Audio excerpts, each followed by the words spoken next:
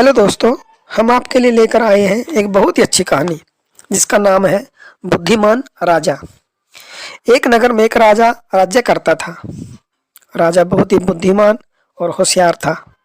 वह किसी भी बात को बिना सोचे समझे नहीं कहता था और किसी को भी सजा देने से पहले उसकी सारी बात सुनता था, तभी उसको सजा देता था।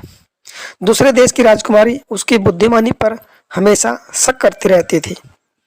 उसके नए नए तरीके से परीक्षा लेती रहती थी, लेकिन राजा हर परीक्षा में पास होता था और अपने दरबारियों को यह साबित कर देता था कि वह एक योग्य राजा है। एक दिन राजकुमारी राजा की बुद्धिमानी की परीक्षा लेने के लिए आई। उसने अपने दोनों हाथों में फूलों की माला ली। एक फूल की माला असली थी और दूसरी कागज के फूलों की थी, पर देखने में दोनों असली लगती थी। उन्हें कोई भी देखकर यह नहीं बता सकता था कि यह नकली फूलों की माला है और यह असली।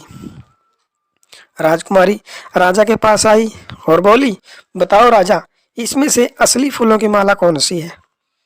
राजा के दरबार में बैठे सारे दरबारी देखकर हैरान थे। उन्हें समझ में नहीं आ रहा था कि कौन सी फूलों की माला असली है।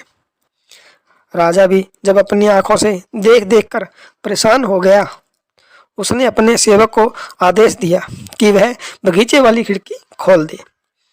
जब सेवक ने बगीचे की खिड़की खोल दी तो बगीचे में से मधुमक्खियां असली फूलों की माला की तरफ आने लगी और राजा ने बता दिया कि यह असली फूलों की माला है।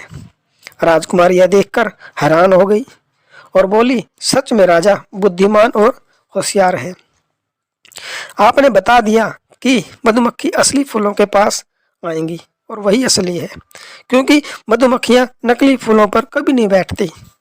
राजा के दरबार में बैठे सारे दरबारी राजा की बुद्धि की प्रशंसा करने लगे और सब कहने लगे, हमें भी राजा की तरह चतुर और बुद्धिमान होना चाहिए, तभी हम संकट से बाहर निकल सकते हैं और अपने राज्य के सेवकों की सुरक्षा कर सकते हैं। अगर राजा बुद्धिमान हो तो वह नगर की अच्छी तरह से देखभाल कर सकता है, अपनी परेशानी को भी दूर कर सकता है।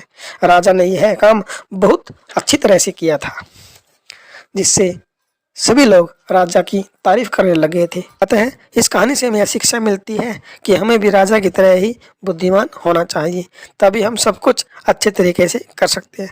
हेलो दोस्तों, अगर आप लोगों को यह कहानी अच्छी लगी हो तो चैनल को लाइक करें, शेयर करें और सब्सक्राइब करना बिल्कुल ना भूलें।